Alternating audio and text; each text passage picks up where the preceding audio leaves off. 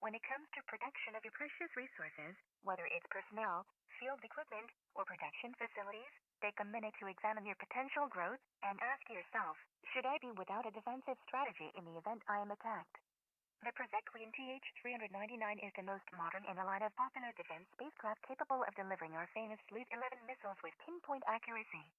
Each TH-399 carries two S-11s that break away into heat-seeking fiber warheads, rendering the enemy defenseless instantaneously.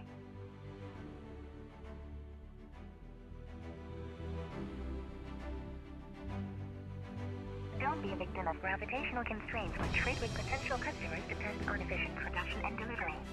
Avoid those nasty exorbitant tolls by leasing and operating your own orbital production facility.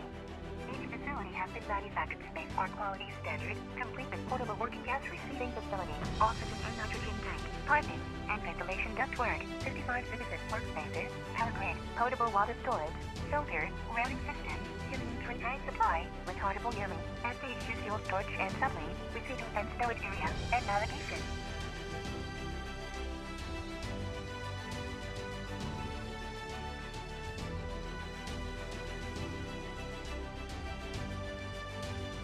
Recently discovered precious metal field, 2 square kilometers. On the Photron, Moon, in the Suzokan province of Sector 7 is available for sale because of war between the Zorgan Empire and the Suzaks. No binding alliance with either the Suzokan nation or Zorgan Empire is required, and the mineral rights to the property is offered at a minimum 10 M. This unexplored area offers a flat plain for drilling, as well as mountainous terrain for tunneling and boring holes in. This is a great place for an underground facility with depths up to 50 miles maximum for business or pleasure.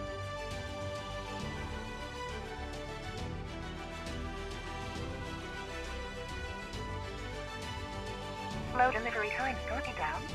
Are your back orders piling up? Are you losing prospective business because the supplier is keeping you out of the loop?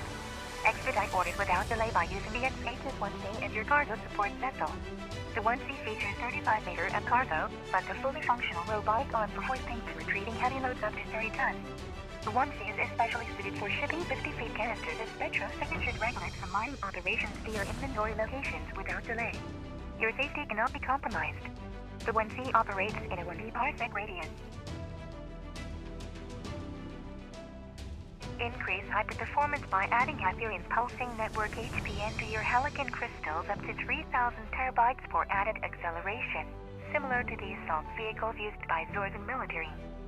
These crystals offer a dynamic range of tensegrity, up to 10 to TH18 joule per cc. Equilibrium response time up to 0.01 picosec with large pulse 10 to 9 joules. Each HPN will double drive efficiency, as well as increase resolution to within 0.02% Planck wavelength. Crystals are diamond cured and guaranteed free of defects after 1 year from purchase.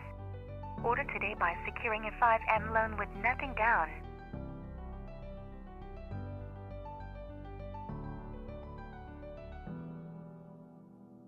Need a station for refueling, food stores, storages, and just plain rest between stops? This Valdrecan 2XP3 has everything you're looking for. Valued at 50M, we can take a down payment of only 3M, with payments as low as 1.75M per annum.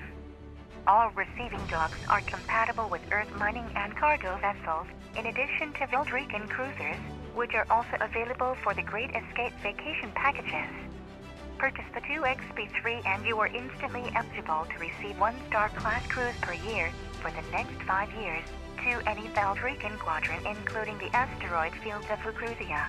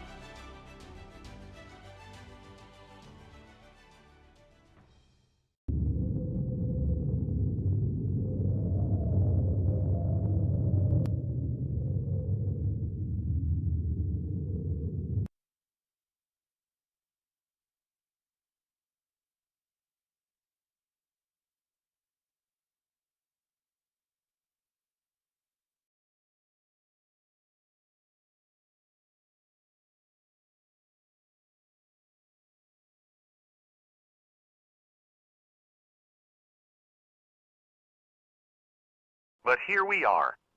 They've built this large processing plant where asteroids get hauled in by small automated drones, or local miners looking for a share of the profits. The refinery produces ore and gas, and it also has the facilities to build chip parts for the few miners who are operating in the area. It's also a rest spot and entertainment area where reservations are usually on a first-come, first-served basis. There's the fuel depot on the left. They've made it large enough to sustain mining operations all over the belt.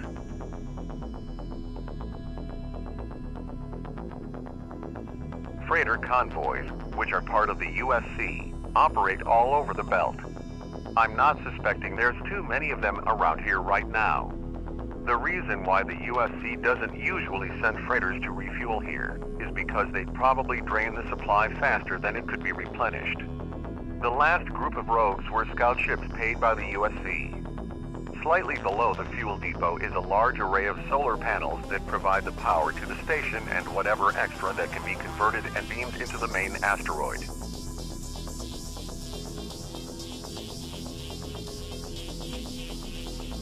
For private sale, and which it keeps for parts or replacement. Above those solar panels you can see the external storage area where cargo units are moved in and out for different purposes, like USC freighters which are too large to dock inside a hangar, or for the miners who wish to deposit their mine ore without docking to the station. It appears that this asteroid is a smaller chunk of the main asteroid, which has been broken off, originally with a rogue group of miners were attempting to remove it from the main asteroid.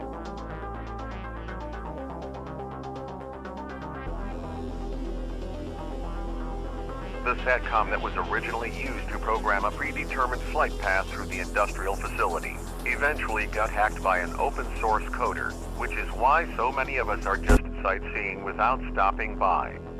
You can see where the original LLC group were in the process of making this plant an underground industrial facility.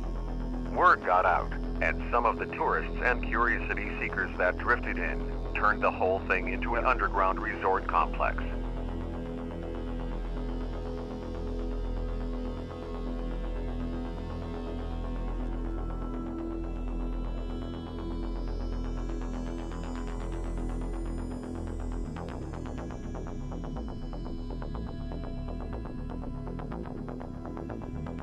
Was originally designed for rare ore extraction, they had drilled their tunnels to those locations where the concentrations would be the highest, but later they abandoned that effort and instead cut the most important chunk right off the side of the asteroid. Even though all the others were forced out of the main project and prevented from participating with the larger group decided to turn it into an underground resort and rest area. Eventually, anyone who comes into this place has to end up coming out the other side.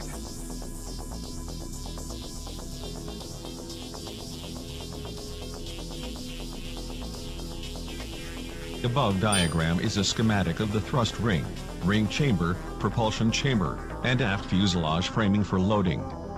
Thrust framing for the cargo vessel fuselage, fuel cell assembly, and cryogenic supply system uses general loading analysis technique for the thrust axial loading, inertial axial loading, and axial flux distribution. A 3D structural code is constructed for the space frame program in Fortran. The axial flux distribution due to thruster loading is dependent upon the design and stiffness of the thrust ring and fuel cell structure.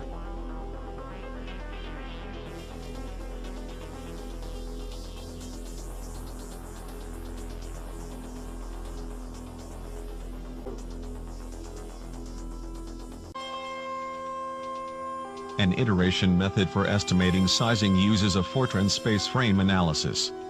The number of joints in the space truss will yield 3 times as many equations for each summation of forces in the x, y, and z directions. Each element is assumed to have axial, bending, and torsional stiffness. The finite element technique for analysis uses elements pictured here.